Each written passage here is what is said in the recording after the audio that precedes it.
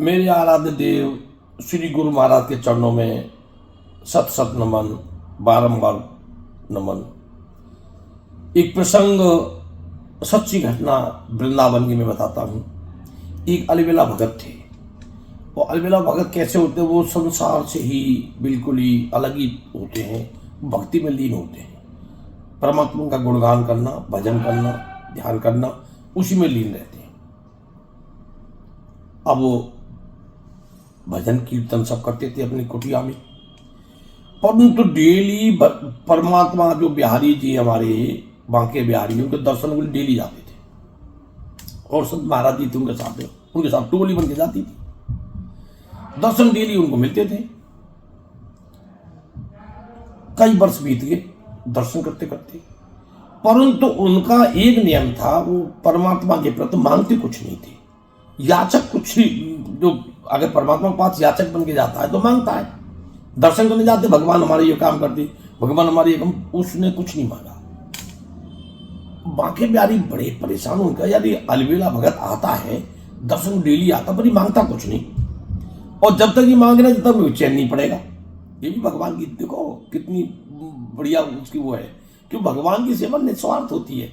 हम स्वार्थी हैं, सब स्वार्थी है पूरा संसार, कि भगवान हमारे बच्चों का ब्याह कर दे, भगवान हमें मकान दे दे, भगवान हमें गाड़ी घोड़ा कर दे, हम भगवान तेरे लिए ये करेंगे। और तुम क्या करेंगे? भगवान तो तुम्हें खुद दे रहा है, क्या करोगे? भगवान के प्रति जो आस्था है वो हमारी स्वार्थ की वशीभूत है, परंतु भगवान की आस्था हमारी प्रति क्या है? निस्वार्थ। तुम उनको कुछ मत दो, कोई भूखे नहीं है परमात्मा। आप भक्ति में लीन होते रहो, पूजा करते रहो, भजन करते रहो परमात्मा के नाम का, उसी में परमात्मा खुश रहता है। अब ऐसी अलबेला भगत की सुनो। जब 2-4 साल उसको गुजर गए, कुछ मांगा ही नहीं, कई वर्ष बीत गए। एक दिन जाके देखता तो जैसे पट बंद हो जाता, आपने देखा हो बांके बिहारी के पट बंद हो जाता, फिर खोलते हैं, तो जैसे ही खोला तो भगवान जी सिंहासन में नजर नहीं पड़े उसे अलबेला को। अब वो आंखों को जो करे, कभी आंखों को मेड़े, यार मेरे को दिख नहीं रहा। फिर दूसरे को पूछा, बोले भगवान जी कहाँ भाई? नहीं बैठे थे यार, तो दिख नहीं रहे। पीला वस्त्र पहन रखा है, पगड़ी पहन रखी है, मोर मुकुट लगा रखा है, और देखो कितने सुंदर लग रहे हैं भगवान जी, कमल की माला पहन रखी है। और वो बड़ा परेशान, ठीक है हाँ दिख रहे हैं। उनको करने के लिए रात को घर पहुंचा। उसने सोचा कि मेरे को परमात्मा ने दर्शन क्यों नहीं दिए, बांके भाई नाराज है मेरे से। अगले दिन गई, फिर वही सबको दिखाई दे, उनको दिखाई नहीं दे। लगातार 7 दिन तक बांके बिहारी ने दर्शन नहीं दिए। अलबेला भगत बोला, वन की ऐसी जिंदगी से क्या फायदा? भगवान तू मेरे से नाराज है तो कल मैं अपनी लीला को समाप्ति कर लूंगा, जमुना जी के जल में जाके आत्मदाह कर लूंगा, अपने शरीर को त्याग दूंगा जल में ही। तो फायदा क्या है शरीर का? जो परमात्मा मेरे से नाराज है, परमात्मा दर्शन नहीं दे रहा। अब भक्तों वो धीरे धीरे चलता गया, परमात्मा का नाम लेता जा रहा है। भाई परमात्मा तुमने बहुत गलत किया।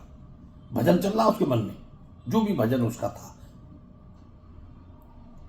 जमुना जी में जैसे वो छलांग लगाने वाला था, पीछे से आवाज आती है वृद्ध आदमी की, लाठी से चल रहा था।